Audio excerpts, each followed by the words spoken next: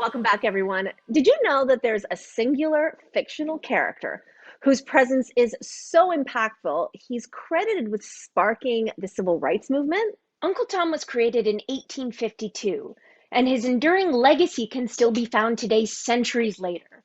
Our next guest has unpacked the evolution of Uncle Tom's shape shifting presence throughout our history in her latest book, Uncle, Race, Nostalgia, and the Politics of Loyalty. Author and professor Cheryl Thompson joins us now. Hi, thank you so much. I'm glad to be back. We're glad you're back because this is a fascinating topic. Okay, let's talk about Uncle Tom. First appeared in the book Uncle Tom's Cabin. Can you tell us what was behind this text? Yeah, so Tom's Cabin, published in 1852 by Harriet Beecher Stowe, is often thought to be, they would call it an anti-slavery abolitionist text. So it was written to essentially appease readers in the North and also in Britain to sympathize with enslaved people so that they would see how bad slavery was. So Uncle Tom is considered a hero because he refused to save himself. So instead, he dies a martyr's death in the book at the hands of his own quote unquote white master who beats him because he's so loyal and refuses to run away and also refuses to help other enslaved Black people run away. But yet he still dies at the hands of slavery. So because of that, he gets taken up through the history in the dominant culture as Uncle Tom is so loyal. Uncle Tom is so Mm. kind. Look, he won't betray you. No matter what you do to him, he'll stay loyal to you. And so through the decades following 1850s, 60s, 70s, as you get into the 1880s and 90s, and you have sort of the development of what was known as the railway porter who worked on the railway and would serve people. Then you have Yeah. bellhops in the hotel, the shoe shine boy. Hmm. You have all these jobs where Black men are basically serving. And so then it becomes their role to kind of become Uncle Tom like, to be nice and loyal and servile. In Black community, we start to look at that as a problem. And so we don't see that character as something you want to emulate. Instead, we see it as the burden that you have to put on in order to be successful in the Western world. And so to hurl that insult is to basically to suggest that a person is not being their full self essentially, and not also doing something that is going to benefit Black community, but is actually doing something that is going to harm Black community because we're not going to be able to show up as our full self. Okay, so let's go into some of the cultural incarnations of this figure. Your book explores many of these cultural incarnations. It dedicates a chapter to the Cosby Show. Now, of course, there is a separate conversation to be had about Bill Cosby, the real life person, and his controversies. But here, what we're talking about is the Cosby Show and the family, the Huxtable family, an upwardly mobile Black family. And it was praised. People loved the show. We all know the show. It was a very popular show, but it was also criticized for not handling real life issues at the time. So, can you explain the dichotomy? You realized how the Cosby Show was almost a smokescreen.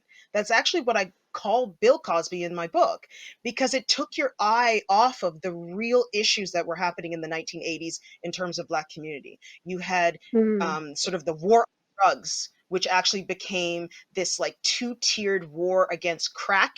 Whereas in white communities, Yeah. cocaine was basically celebrated as a party drug. And it's pretty much the same drug, right? And at the same time in the 1980s, you had increased surveillance in Black communities.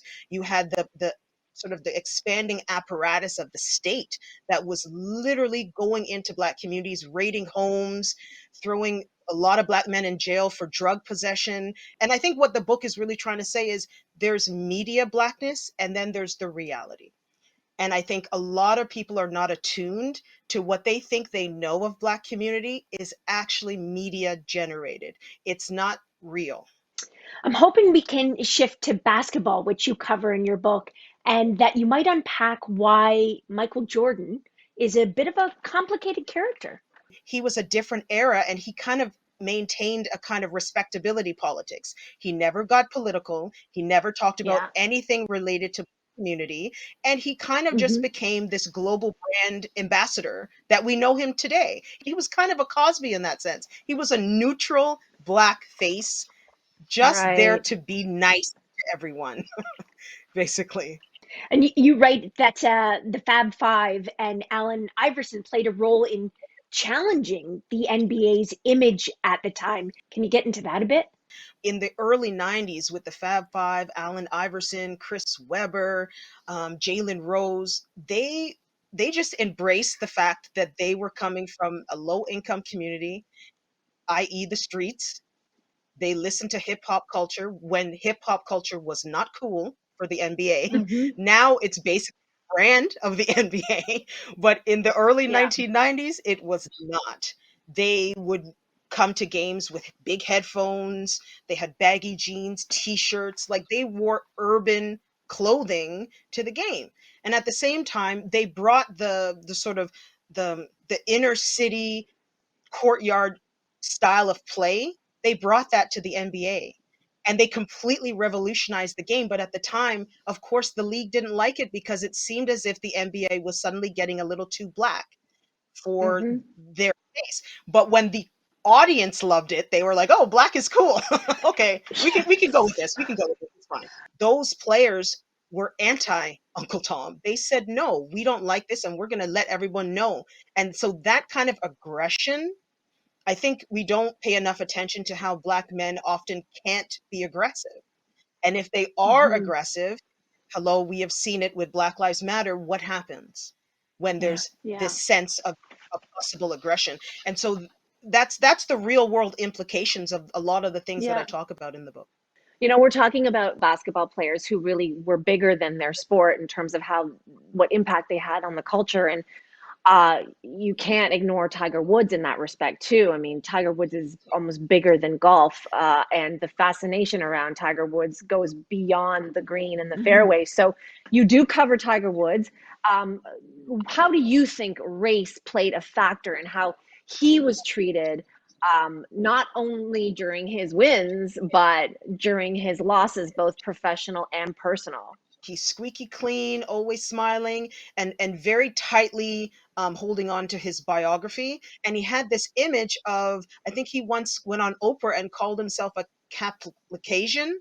So he didn't even Yeah. Cablinasian. identify Yeah. Nation. Thank you. He wasn't even identifying as an African American, and yet the golf world saw him as that, and the Hmm. media saw him as that. So even he as a figure couldn't choose to show up the way he wanted to. He had to show up the way it was decided. And then obviously with the sex scandal that he found himself in, suddenly Tiger Woods was a bad boy overnight. And Hmm. suddenly Tiger Woods was really black overnight.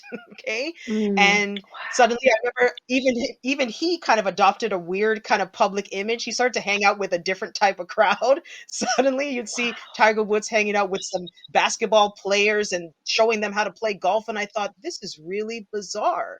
And it just confirmed what I'm saying.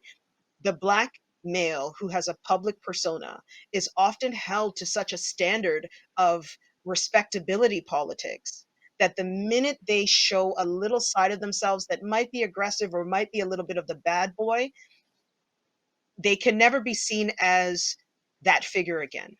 Well, this is my follow up because we just Tiger is so complicated, and so in light of what you said about empathy and writing your book out of empathy, how would you apply an empathetic lens to Tiger hanging out with Donald Trump? Hmm. Yeah. I mean, I put that in the same camp with Kanye West hanging out with Donald Trump. I Yeah, mean, right. there's something about wealth. Like anytime Yeah. someone attains wealth, suddenly race becomes a subcategory to wealth.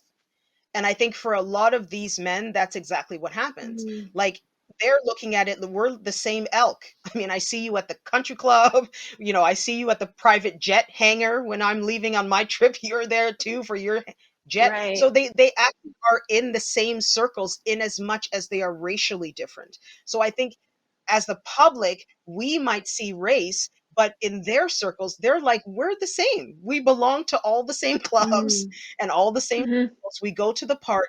That's how I view the Tiger Woods and the Donald Trump. I think that's just a class move.